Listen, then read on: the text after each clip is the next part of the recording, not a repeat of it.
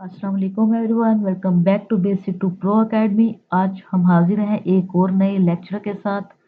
इसमें हम सीखेंगे वी लुकअप फंक्शन। तो उसको सीखने के लिए मैं पहले अपनी हेडिंग ले लेती हूँ। शिफ्ट के साथ मैंने इसको सिलेक्ट किया और कंट्रोल सी करके मैं यहाँ पे कर देती हूँ वी कंट्रोल जेड। सॉरी, मुझे रो में डाटा चाहिए तो मैं कंट्रोल वी कर देती हूँ एंड दैट्स इट। चलिए जी, पहले मैं इसको थोड़ा सा ऑर्गेनाइज्ड कर लूँ।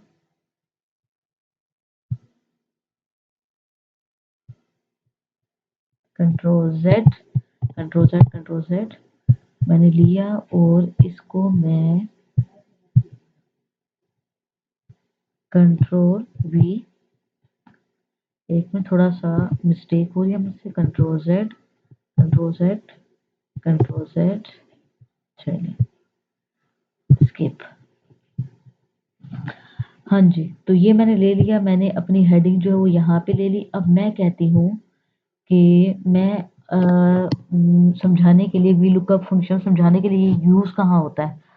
फॉर एग्जांपल, जैसे आप आजकल जो है वो ऑनलाइन शॉपिंग करते हैं, ठीक है। ऑनलाइन आप कहीं किसी वेबसाइट से ऑर्डर प्लेस करते हैं तो वो आपका जब ऑर्डर डिस्पैच करने लगते हैं तो वो आपको एक ट्रांजैक्शन आईडी आईडी देते हैं, ट्रैक आईडी देते हैं, ठीक है। तो उस ट्रैक आईडी के ज़रिए आप अपनी मालूमात ले सकते हैं कि आपका पार्सल कहाँ पहुँचा है, डिटेल आप सारी ले सकते हैं, ठीक है।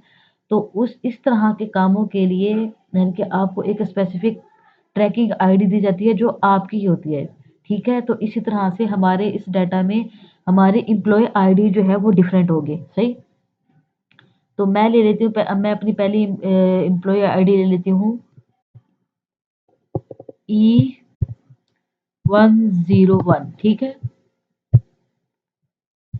और अब मैं चाहती हूँ जी यहाँ पे मैं एम्प्लॉय आईडी चेंज करूँ, जैसे 12 करूँ, यानी कि 12 कहाँ है, ये देखें, ठीक है। ये मेरी एम्प्लॉय आईडी है, ठीक है। मैं यहाँ पे सिर्फ एम्प्लॉय आईडी लिखूँ और उसका पूरा data, name, department, salary, joining date सब मेरे पास आ जाए, ठीक है। तो उसके लिए हम अब अप्लाई करेंगे वी लुकअप फार्मूला, ठीक है।